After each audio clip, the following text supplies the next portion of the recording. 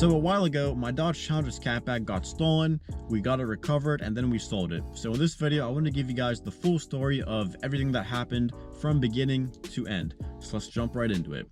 So basically, one night, I left my Dodge Challenger ScatPack in a public parking garage overnight. The last time I saw it there was around afternoon time, around 3 o'clock. Then the next day, I went back around afternoon once again, probably around 5 o'clock that time, and I realized it wasn't there. So pretty much my first thought was that the car actually just got towed. So, maybe just a mistake, a misunderstanding, because I have parked in that same parking garage many times in the past, and I've never had issues with being towed. Of course, I paid for my parking, did everything that I was supposed to do, and no other cars, as far as I could tell, got towed. Then I walked up closer to the parking spot that the car was parked at, and I realized that there was a pile of broken glass in the parking spot. So right over here is the parking spot that the car was stolen from. As you guys can see, all the broken glass right here on the ground. Show you guys all that right there. So that's pretty much the first thing that I saw whenever I walked up to the parking spot after I saw that it wasn't there. So after I saw that pile of broken glass, I realized this car was for sure stolen. There's no way a tow truck driver would smash the window to tow it out. That's just not what happens. I didn't know what to do because I've never been in that kind of situation ever before.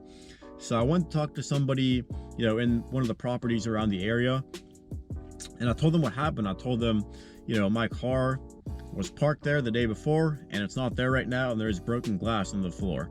And she pretty much told me that, she was basically 100% sure that it just got towed. And I told her, like, there's no way it got towed because I've parked in this garage many times. I paid for the parking. I've never had any kind of issues, and a tow truck driver would just not smash the window and there would not be any kind of broken glass. I think she was just trying to stay on the positive side and just kind of, tell me that maybe it just got towed by accident to kind of keep me also a little bit positive as well, because I was 100% sure that it got stolen. Especially being the type of car that it is, a bright red Dodge Challenger ScatPack definitely attracts a lot of attention, unwanted attention sometimes from criminals as well. So, she probably spent like 10 minutes trying to find the phone number for the tow truck company. She couldn't find it, so by that time she called the cops for me, and then I spoke to them over the phone. And then after the police officer showed up, I walked him down there to the parking spot, told him everything that happened, all the information about the car, and after that, that's pretty much when the waiting game comes in. So if you guys have ever had your car stolen, you know exactly what this feels like, because there's just a whole bunch of uncertainty with the whole situation. It seems to me that police officers can be pretty short-staffed, and they do have a lot of cases to go over. I was not very positive that this would have a good outcome for me. Now, my first thought was that these people were just going to try to sell the parts off of the car and maybe just try to make money that way. So of course I looked on Facebook Marketplace and Craigslist and just tried to find any parts that match a Dodge Challenger ScatPack basically. Of course, I did that for 2 or 3 days, couldn't find a single thing. And then I saw a post on Facebook, and it was basically a stolen car post. Dodge Challenger ScatPack got stolen from the same exact area, and this one was actually stolen from a private garage. So I think that's definitely a lot more scary than having a car stolen from a public parking garage versus your own private garage in your home. I think that's definitely a worse scenario in my opinion. So, it seems like it seemed like it was the same group that was actually stealing these Dodge Challengers. Now, to this day, I still don't know how they actually stole it. Now, what the police officer told me, and the detective actually told me, is that these criminals actually have some kind of computer, or he called it a black box, I think, that they basically just hook it up into the OBD2 port and they can make a replica key fob and start it up right away. So that's how easy it is for them to actually steal these cars. And I guess Dodge did have some kind of recall for those specific years of Challengers that had those issues. So I guess they just had to do some kind of software update to the car to prevent that from actually happening again. I know some people were telling me that it's possible that they could have used a thing called a relay box or a repeater to actually get the key fob signal from my key fob and then start the car up that way. But my key fob was nowhere near the car. It was nowhere within like connection or signal of the car. So I kind of ruled that idea out. I'm not really sure how those relay boxes work, but I'm pretty sure you need to have actual signal from the key fob to actually be able to start the car. So like I said, my key fob was nowhere near the car when that happened. So I'm thinking they had to use some kind of computer, or I guess black box, how they called it. I guess they must just plugged it into the OBD2 port and of course just started it right up and drove it right away. What happened is they smashed the passenger side window, and I knew that because the glass of course was on the passenger side of the parking space.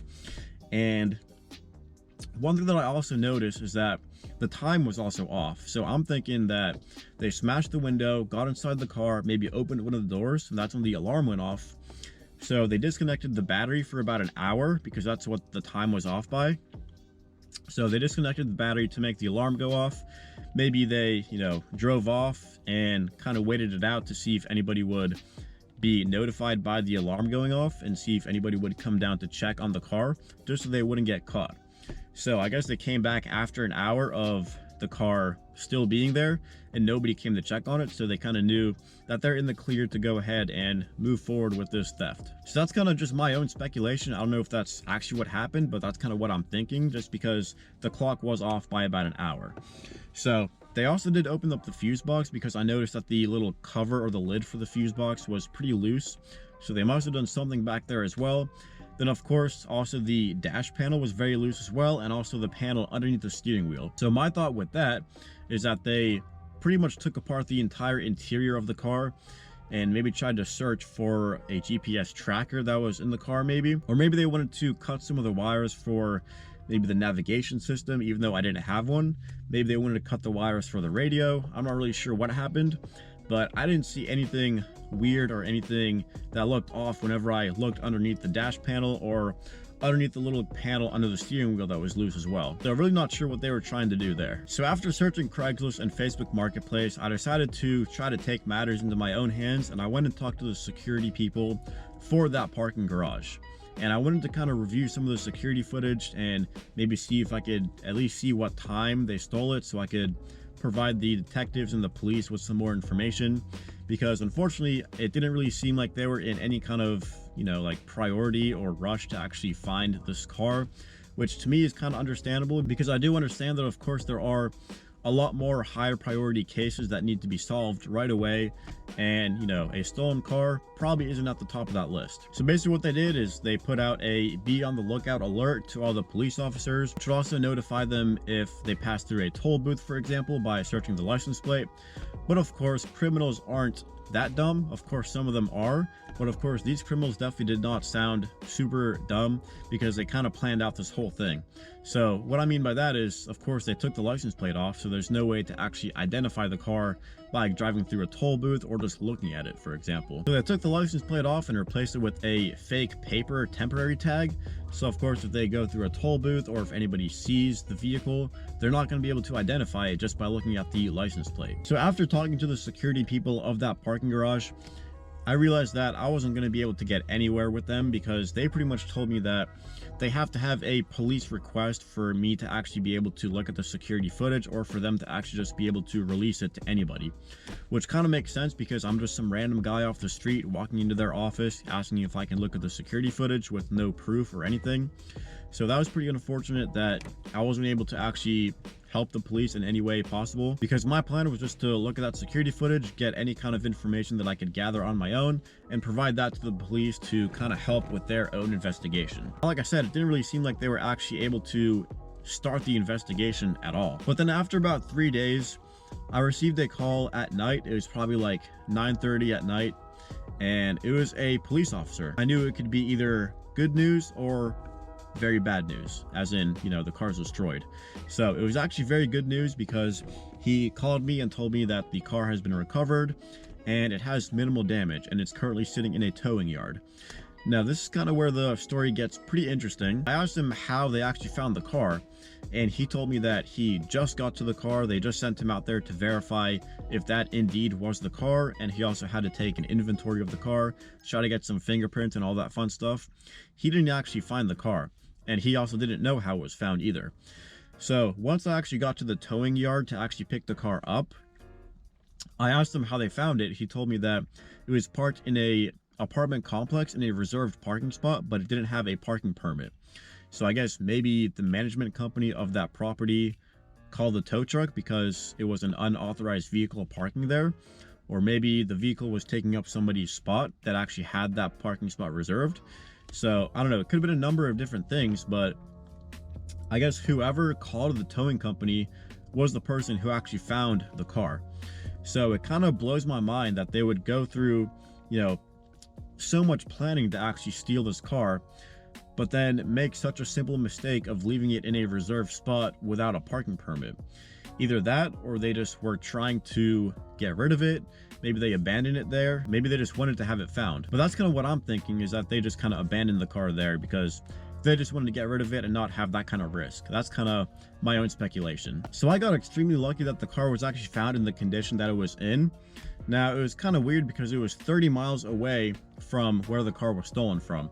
So, I feel like a criminal would go much farther than that in 3 days. But, I'm not really sure what was going through their mind. So now for the damage.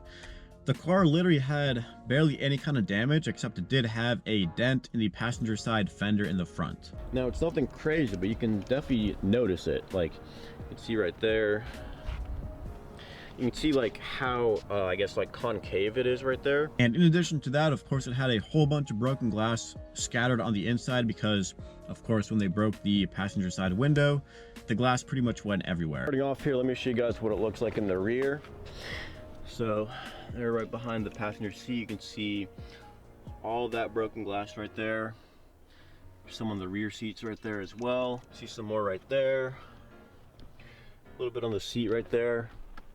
There's a little bit of shards on the dash. Not sure if you can see that on camera here. But now, one thing that's pretty weird about that situation is that whenever I picked the car up, the passenger side window was completely intact. So they must have replaced the window on their own. So that's one thing that I didn't have to worry about once I got the car back, which I was pretty happy about. And something else that was pretty weird is that the car actually had a car seat in the back of it. So really not sure, what was going on. I didn't leave anything in the car. And, I always make sure to take everything with me. I literally don't leave anything in any of my vehicles when I leave it. And of course, I always make sure all the windows are closed, make sure every single door is locked. And I literally don't leave anything in any of my vehicles when I leave them. So, there really wasn't anything that they could have stolen. And there's no way that they could have, gotten inside the car without breaking the window, which is of course exactly what they did. So kind of happy that I got it back with a full intact passenger side window and really minimal damage. So I was very lucky with how this whole thing turned out.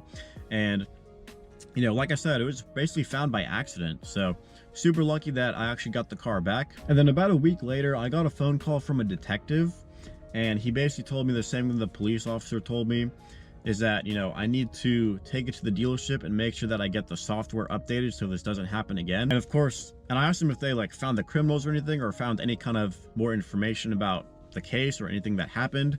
And he basically didn't know anything. And the police officer that was actually sent to verify the car after the towing company found it, he told me that he was not able to get any kind of fingerprints off the car because it was raining. Now, I'm sure there had to be at least some kind of DNA or fingerprints on the inside of the car, maybe on the touchscreen, for example. So I told that to the detective on the phone, and he offered to come take another look at the car because I told him I still haven't cleaned it out, so it might still have some, DNA maybe, or some more fingerprints on the inside that he could take a look at. And he said he would call me to schedule a time, but after that, I never heard back. So I still don't know if they caught the criminal who found the car. Maybe they did, maybe they didn't, but I still don't know. So of course, I'm sure I could probably call them and get an update. But to me, it kind of seems like after the car was found, it kind of became a cold case or a dead case to them, considering how busy they are. So then after I got the car back, I kept debating on if I want to keep it or not, because after a car has been stolen, to me, it lost a lot of sentimental value. So, I kept thinking about what I want to get to replace it, or if I just want to keep it. Now, my two options, as you guys know, were a Camaro ZL1 1LE or a Jeep Wrangler Rubicon 392. So, of course, as you guys know, if you've been keeping up with the channel, I did decide to go ahead and replace it with a Wrangler 392. After I got the car back, it took me quite a few months to actually make my decision. So I took the car to a Chevy dealership to talk about ordering a ZL1 1LE, and they offered me, I think, $31,000 for the car as a trade-in. Of course, I kept thinking about that. A few more months went by, and I went to CarMax this time to see if I could get a higher offer for the car. Now, from what I've heard, CarMax does offer pretty good deals for used cars, so I decided to go ahead and go there. I'm really not sure how CarMax appraises their vehicles, but they actually did give me a higher offer of $33,000. Now, one thing I was pretty worried about is the exhaust, because on that car, as you guys know, I had catless mid pipes, mid muffler delete, and long tube headers. So it was very loud, and of course, the fact that it was stolen would probably lower the value quite a bit as well. Now, I was not asked about any of those things, so I don't know if they even knew about the fact that it was stolen. I'm guessing they probably did look at the Carfax, because on the Carfax, it did say stolen vehicle report, vehicle recovered report. So of course it's on the Carfax that the car was stolen, but they would not know that the car did not have catalytic converters unless they hooked it up to, you know, an emissions tester maybe, or if they actually just looked underneath the car. Now, I did not actually get the appraisal report from CarMax. I just got the actual offer, which was $33,000. Didn't really ask me any kind of questions about the car at all. That was pretty much the day that I made up my mind, and I pretty much decided that, you know, let's just go ahead and get that Jeep and sell the Challenger. About 3 weeks later, I went back to CarMax because their offers only last 1 week. So I went back to get a brand new offer, and this time it was $31,000. So it went down by $2,000 in about 2 weeks, I think. And their excuse was a rapid depreciation of the market, which in 2 weeks, I really don't think a car would depreciate $2,000, but who knows? And also just the fact that I came back, they kind of knew that I was serious this time. So they thought that maybe they could just get away with, you know, giving me $2,000 less for it, because they saw that I was actually interested in coming back, and they probably thought that I was actually ready to sell it that day. So that's most likely the reason that they decreased it by $2,000. After that, I went to the Jeep dealership to actually place the order for my Jeep Wrangler 392. And we also sold the Challenger to that dealership as well. They were actually able to pull the appraisal report from CarMax. And on the report, it did say no catalytic converters. So I guess they did know that it did not have cats. But what's weird is that the first time I went to that dealership, they offered me like $27,000 for the car. And then, you know, I told them that I got $33,000 from CarMax, but they told me that I have to get an actual paper offer and bring that to them. So of course, went back to CarMax, and you know, that was the time that I got $31,000 for it. So I brought that back to the dealership. They told me they can beat that, and they offered us $31,500 for the car, and that was from the dealership. At first, we actually showed them that expired offer from CarMax for $33,000, and of course, they knew right away that it was expired, and they knew that CarMax also offered us $31,000. So of course, like I said, they did offer us $31,500 for the car. After a little bit of negotiating, we ended up getting $32,000 out of the car, but $31,000 actually came from the car, and then the other $1,000 actually went towards my Jeep order. So that's kind of how they worked out the deal with us, and you know, in the end, I think it all kind of worked out. Something weird to me is that neither CarMax or the dealership questioned the fact that the car was stolen. Even though it was on the Carfax report, none of them actually asked me any kind of questions about it. Now, the dealership did ask me about the catalytic converters, so they of course knew about that as well. And that's why their first offer was so low, because they were saying that in order to put catalytic converters on it, it would be like $7,000 because of the shortage of cats right now. Which, you know, I'm not really sure if I believe that or not, but that's why they offered me $27,000 the first time, before I went to CarMax. The salesperson at the dealership did actually ask me about the dent that was on the Challenger, on the fender, on the passenger side.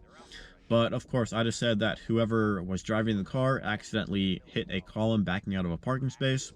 I didn't specifically say that the car was stolen, and that happened while the car was in possession of the criminal. So no, I didn't lie about it, but I also didn't specifically say that it was stolen.